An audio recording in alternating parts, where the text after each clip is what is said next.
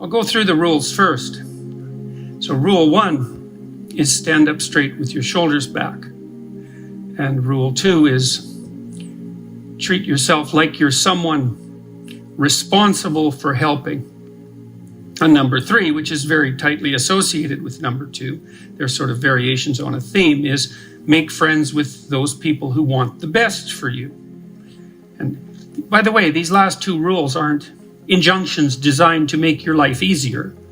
They're actually injunctions designed to make your life more difficult, right? And so rule 2 and 3 are like that, because treat yourself as if you're someone responsible for helping isn't the same as be nice to yourself. It's not that. And to associate with people who want the best for you means that they get to demand the best from you. And that's also not an easy thing. Rule 4 is compare yourself to who you were yesterday and not to who someone else is today. And that's an injunction about envy, right? It's easy.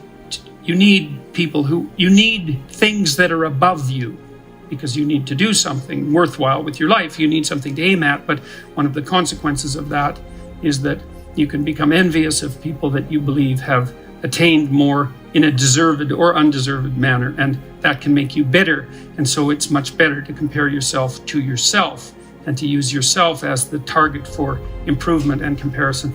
Rule 5 is don't let your children do anything that makes you dislike them. And the rule of thumb there is if you dislike them, then other people will. And it's a bad idea to allow your children to act in a way that makes other children dislike them or adults dislike them, given that they're going to have to deal with children and they're going to have to deal with adults. So your primary responsibility as a parent is to help your child learn how to behave so that the social world opens up its arms to them and welcomes them at every level. And you've done your job if you can manage that, and it's not a simple thing to do. Rule 6 is put your house in perfect order before you criticize the world.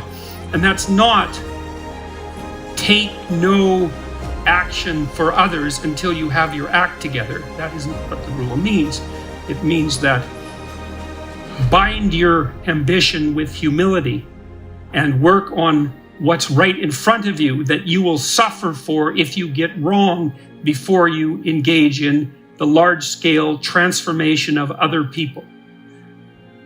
Rule 7 is do what is meaningful and not what is expedient. And I would say in some sense, that's the core ethos of the book. Not exactly, because Rule 8, which is tell the truth or at least don't lie, is a necessary conjunction to that, or a necessary additional element, because I don't think that you can pursue what is meaningful without telling the truth. And the reason for that is if you don't tell the truth, or let's say if you lie, which is an easier way to think about it, you corrupt the mechanisms, the instinctual mechanisms that manifest themselves as meaning, and then you can't trust them. And that's a very bad idea. So the fundamental reason to not lie is because you corrupt your own perceptions if you lie. And when you corrupt your own perceptions, then you can't rely on yourself. And if you can't rely on yourself, then, well, good luck to you. Because what are you going to rely on in the absence of your own judgment? You've got nothing if you lose that. Rule 8 is, as I said, tell the truth or at least don't lie. Rule 9, assume that the person that you're listening to knows something you don't. And that's not so much a mark of respect for the person, although it is that. It's a mark of recognition of your own unbearable ignorance. One of the things you have to do in life, you have to decide what's more important, what you know or what you don't know. First of all, there's a lot of what you don't know. And so if you make friends with that, if you decide that's important, then, well, that's a good thing, because you're going to be surrounded by what you don't know your entire life. And so if you're appreciative of that, then that's going to make things go better for you. And if you're fortunate when you have a conversation with someone and you're actually interested in what they say, then even if they're not very good at communicating, even if they're awkward, or even if they display a certain amount of enmity towards you, there's always the possibility that they might tell you something you don't know, in which case you can walk away from the conversation less ignorant and corrupt than you were when you started the conversation. And if your life isn't everything that you would like it to be, then being slightly less ignorant and corrupt is probably a good thing. And so rule 10 is be precise in your speech. And that's an observation, I would say, that's a variant of a New Testament injunction, which is, or maybe a description of the nature of the world, which is knock and the door will open, and ask and you will receive, which is a very strange theory, let's say, but which I would say is far more in accordance with what we know about the psychology of perception, let's say, than you might imagine, because it is the case that you don't get what you don't aim at. You might get what you do aim at, and your aim might get better as you aim as well, which is something to consider. If you specify the nature of if you specify the nature of the being that you want to bring into being, then you radically increase the probability that that's what will occur. And of course, you all know that because you regard yourself, at least to some degree, as active creative agents, right? Your fundamental attitude towards yourself, at least in the manner that you act towards yourself, is that you wake up in the morning and you have a landscape of possibilities that lay themselves open to you, and you make choices between those possibilities and determine in consequence how the world is going to manifest itself. So you confront a field of potential. That's a good way of thinking about it. And through your choices, you determine which elements of that potential are going to concretize themselves into the real world. And you are very unhappy with yourself if you don't do that properly, and you're very unhappy with other people if they don't do that properly, and you're very unhappy with other people if they don't treat you like that's what you're like. Because part of what you demand from people, let's say, in terms of sheer civility, is that they act towards you as if you're the locus of voluntary choice in a world of potential.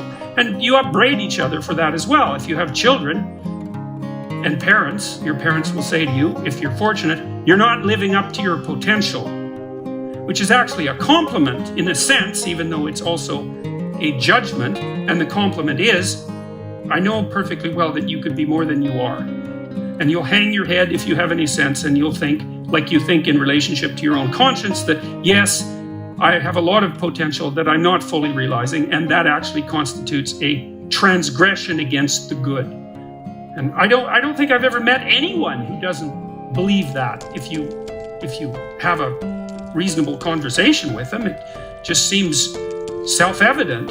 I mean, maybe now and then you meet someone who's narcissistically self-satisfied, but then they're narcissistic, and that's not good. That as a medium to long-term strategy, that's a catastrophe. That ends in disaster. You know, it's a short term, it protects people, but long term, it's not good in the least. And of course, other people don't appreciate it as well. Rule 11 is don't bother children when they're skateboarding. And that's actually a discussion of courage, of encouragement, more specifically, because I've been trying to understand, for example, what role parents play in the lives of their children. And I would say this is a role that is of fundamental importance, as well as attempting to guide your children so that they act in a socially desirable manner, so that the world opens itself up to them. You also want to encourage them, which is not the same as sheltering them. It's not the same at all. And to encourage someone is to say something like, or to act out something like, look, kid, the world's already difficult, because the world isn't easy for children any more than it's easy for adults. The difficulties they're not the same. They're child-sized difficulties, but they're still difficulties. The world is a very hard place, and it's a bitter place in many ways. And it's not only a hard and bitter place, it's also touched with betrayal and malevolence.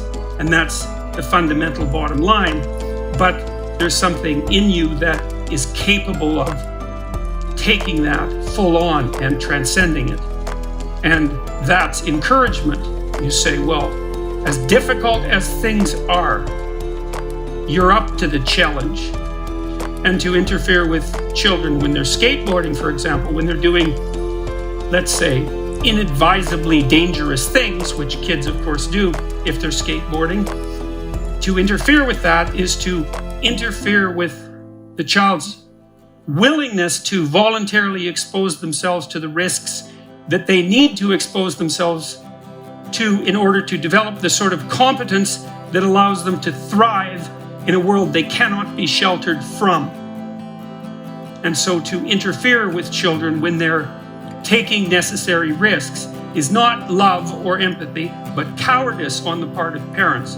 And it's deeply damaging to children. And I can tell you as a clinical psychologist, I've never had a client come to my office in all the hundreds, in all the hundreds of encounters I've had with people in my office. I've never had a client say, my parents made me too independent.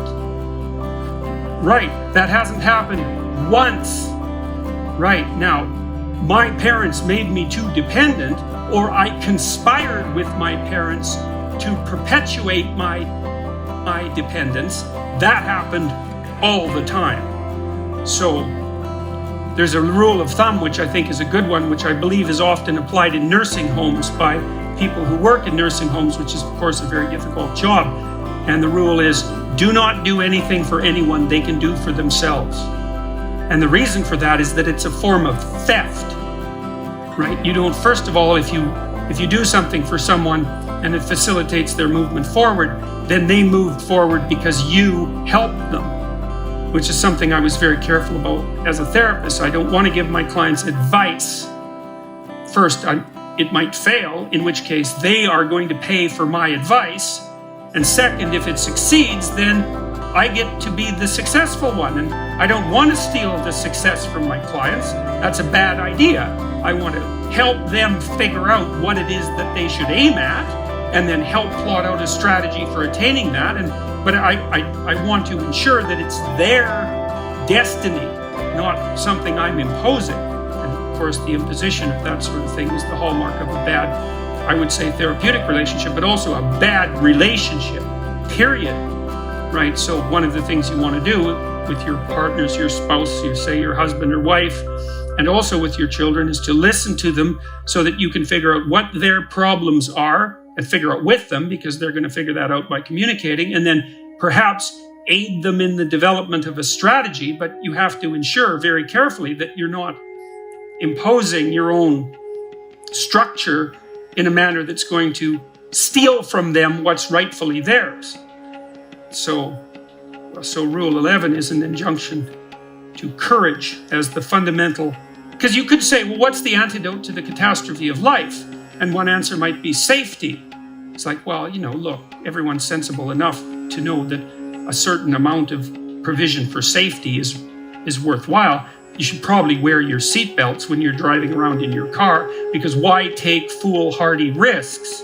But given that there is no security in life, in the final analysis, then encouragement is a much better medication than sheltering. And that's I think in keeping with the idea that what life is essentially is not a place to attain happiness or even to aim for happiness, even though you should be grateful if some comes along now and then, but a call to something like adventure. And I think that's the proper way of conceptualizing it. Certainly, if you go watch a story, a movie, read a book, something like that, if you encounter a narrative that's gripping, whether it's a romance or a classic adventure story, then the element of it that's gripping is the adventure. And so to portray life as an adventure in romance and in the world is the proper way to portray it. And the way that you facilitate the adventure is through encouragement. I had a client once, I really liked him. He was a good guy, he was a smart guy, good-looking young guy, had everything going for him, He was a good musician, he was a talented athlete, but he hadn't been encouraged, I wouldn't say. He told me about his relationship with his girlfriend. He said his girlfriend wanted to go biking around southern Ontario. She was about 19 or 20, and he thought he might join her. And when she went and talked to her parents, they made every provision possible to help her prepare for the journey, to make sure her bike was in good shape, to make sure she had the right equipment to help her plot out a route. And when he went and talked to his parents, all they did was worry that he was going to get hurt. And like, he might get hurt, because people get hurt. But they didn't understand that they were choosing between the hurt that he might encounter by going out in the world and having an adventure, let's say with his girlfriend, or the hurt that he would encounter by staying at home, cowering in his basement under the protection of his over-loving parents, while his girlfriend ventured bravely into the world. You think, well, which of those two things is most likely to be damaging? And the answer to that is, well, his parents wouldn't worry as much as if he was in the basement. And that's the wrong worry even, because they should worry more, not less.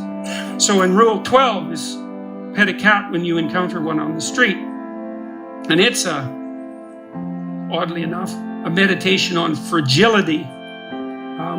It's a discussion of what you do when you don't know what to do. And that's really when things have gone badly for you, when you face a terrible tragedy in your own personal life, or in your familial life, or perhaps even in the life of your community, when things come crowding in at you too quickly.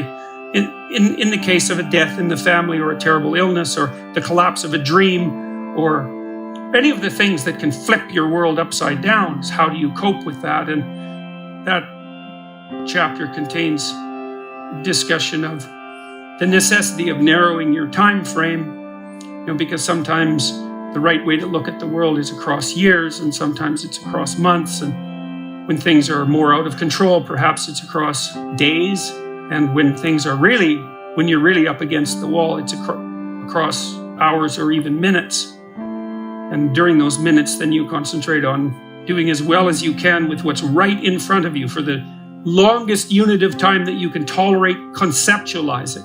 Maybe that's what you do at someone's deathbed. And while you're doing that and suffering away madly, then you also take the time to appreciate everything you can that manifests itself, that allows itself to be appreciated. And so that's the metaphor of the cat, I suppose.